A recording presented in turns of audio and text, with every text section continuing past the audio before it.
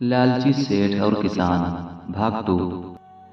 किसान सेठ के पास से रोते रोते घर आता है और अपनी पत्नी से कहता है कि सेठ ने मुझे तो बहुत बड़ी धमकी दे दी। उसने कहा कि अगर तुम मेरे पैसे नहीं लौटाए तो मैं तुम्हें इस गांव में भी नहीं रहने दूंगा। उसकी पत्नी कहती है आप बिल्कुल चिंता ना करें, सब ठीक हो जाएगा। हमें ये बात को अपने गांव वालों को बतानी चाहिए। किसान अपने गांव वालों को सारी बातें बताता है।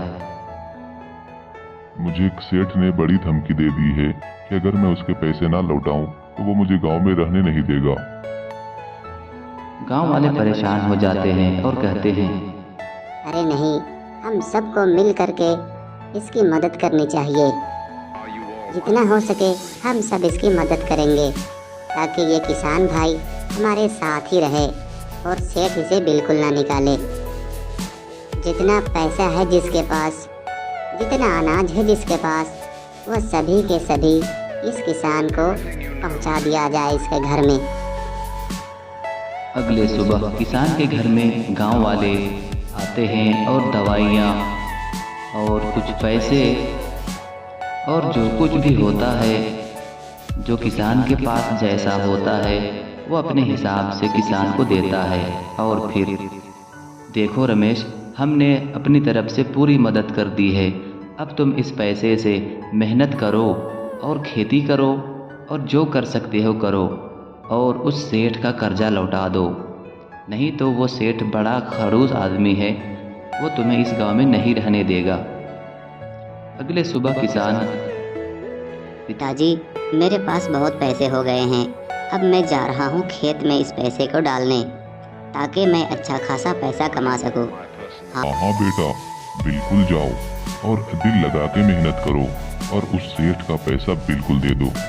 जी पिताजी, ठीक है, मैं अभी हल लेकर के जाता हूँ खेत में।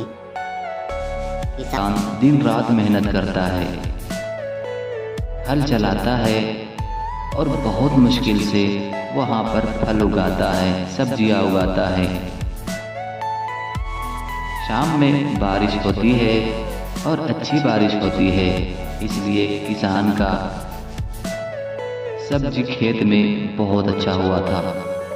अरे देखो कितना अच्छा सब्जी हुआ है हमारे खेत में। अब मैं तो कहता हूँ कि इन सब सब्जियों को बाजार ले जाकर बेच दूं और उससे पैसा कमाऊं, या फिर सेठ को ही पहुंचा देता हूँ। किसान अगले सुबह अपने ठेला में सब्जी लोड करता है और उसे लेकर के वो सीधा सेठ के घर पहुंचता है। अरे सेठ जी, कहाँ हो? मैं आ गया हूँ आपके पैसे लौटाने। सेठ कहता है अंदर आ जाओ। सेठ कहता है अरे वाह, मुझे मालूम था रमेश तुम मेरा पैसा ज़रूर लौटा दोगे, इसलिए मैं तुम्हें इस गांव में रहने दूंगा और तुम जो चाहो करो। किसान कहता है मुझे और भी कर्जा चाहिए।